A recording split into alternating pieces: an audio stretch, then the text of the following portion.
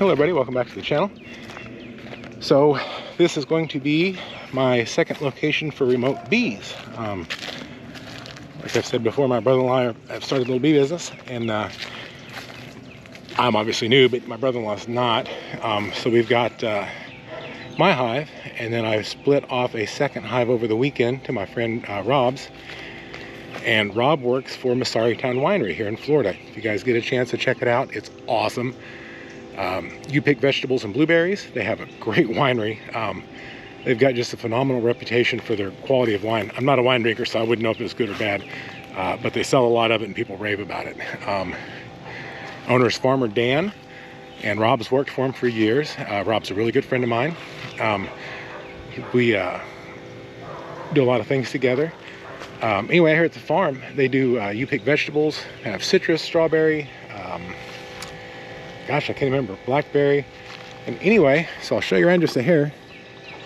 All right, out here, this is all the U-pick stuff. They have green beans and squash. I believe they have tomatoes. I'm not even sure what all they have, but they'll plant and run vegetables up until June. That's when it gets too hot. But if you look way back there in the back, there's citrus right there. And then we'll come around over here, and we've got the grapes and the blackberries. It's a pretty good sized property. And they've got it really well managed with just, you know, a lot of stuff put in here. They've got it really well irrigated. And people just really come out here and buy a lot of fruit from them. It's really cool. They've been operating for several years. And Farmer Dan used to have bees himself, but he obviously has got his hands full. So he has another person that brings some bees in. And they're way on the back side of the property. This is a really hot spot for bees, nectar production, whatever, good spot for them. So we're pretty sure there's more than enough room. I don't want to make anybody mad by stepping on their toes, but they run between 4 and 6 hives here. This property could probably hold, 20. We're out in the middle of the country. There's just tons of wildflower and some citrus groves and stuff, so it's a good spot. So here we'll talk about my spot. Florida's kind of unique.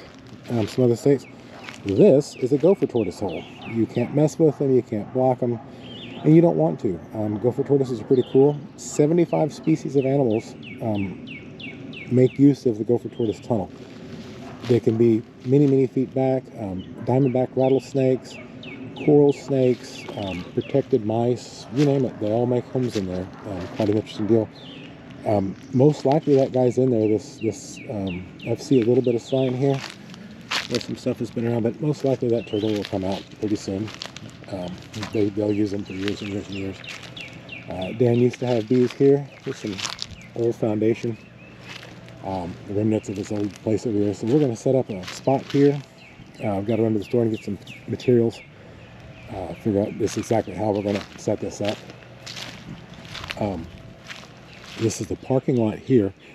So you notice it's kind of close. We've got to be careful about people getting close.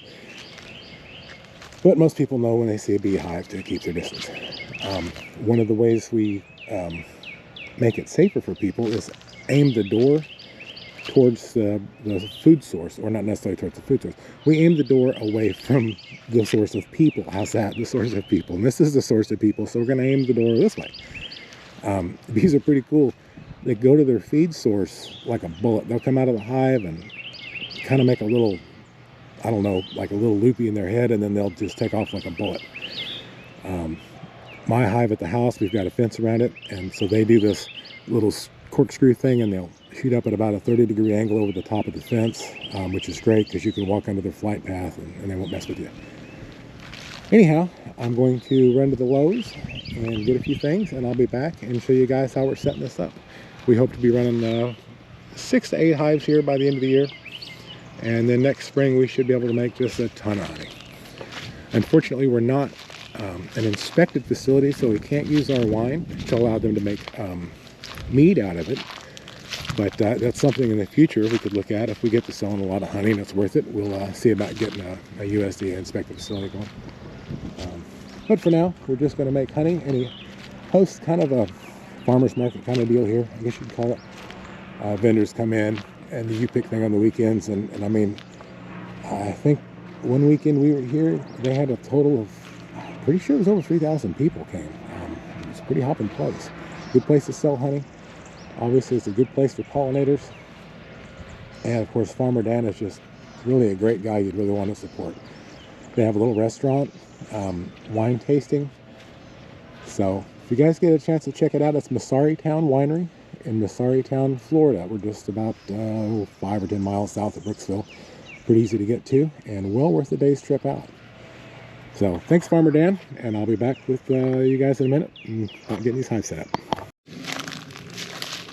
Okay guys, we're back at the second half of the video. Whew, I am a little tired. Okay, so with the Lowe's, look for some options. I was going to use a steel galvanized pipe and glue these 4x4s because I just hate treated wood around the bees. But these boards were $14.50 a piece.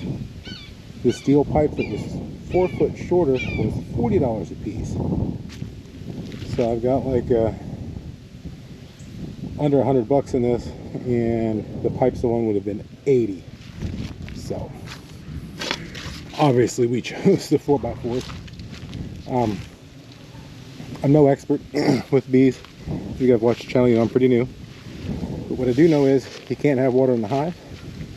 So what I've done is there's an ever so slight slope this way and an ever so slight slope this way. And by slight, about 2 degrees each direction.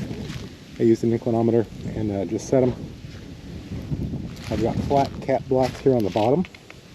That'll be a little more stable on the ground. This is sandy soil and we get a lot of rain. I've glued these together with some urethane glue, that foaming Gorilla Glue, just a little bit.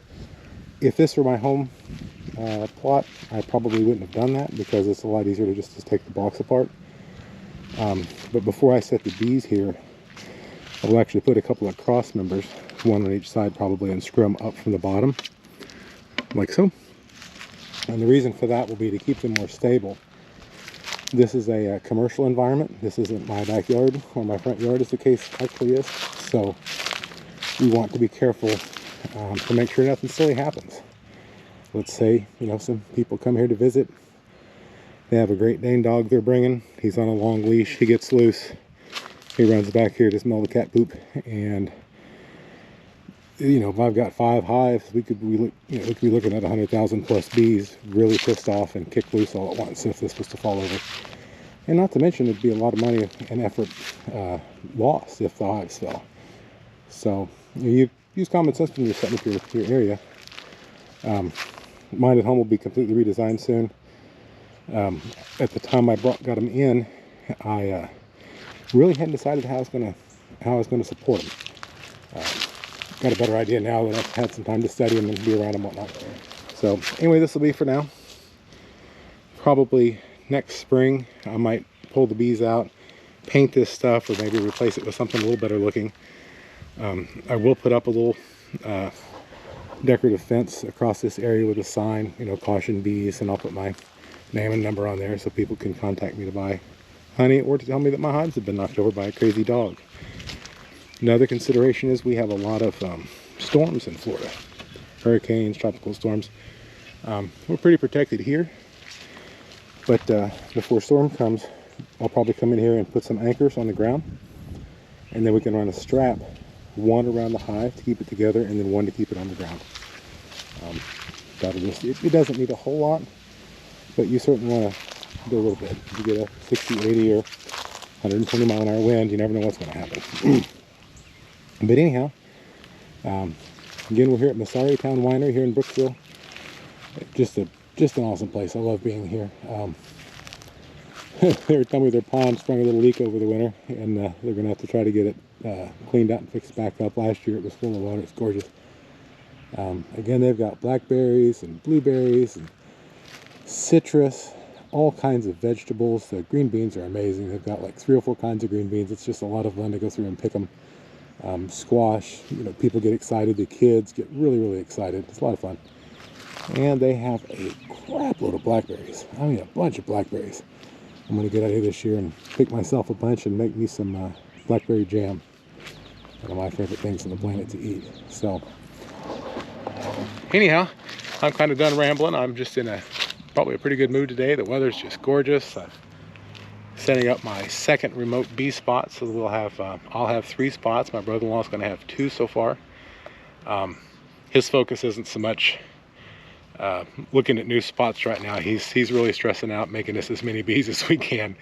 I lean on him pretty hard, and thanks, Steve. I'm telling him, like, dude, I need some more bees. I need some more bees. Come on, come on. And he's like, dude, they're growing, they're growing. So anyways, it's been a good year. We've had some good luck, and got a good partner in this business. So it's been a lot of fun so far.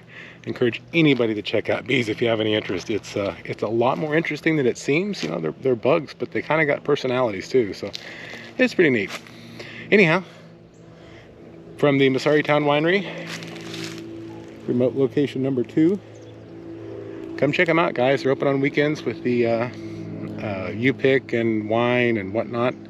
And you can buy their products locally here in Brooksville and Central Florida in a few places. So anyway, thanks for watching, y'all, and I'll be back with the next random video. Bye.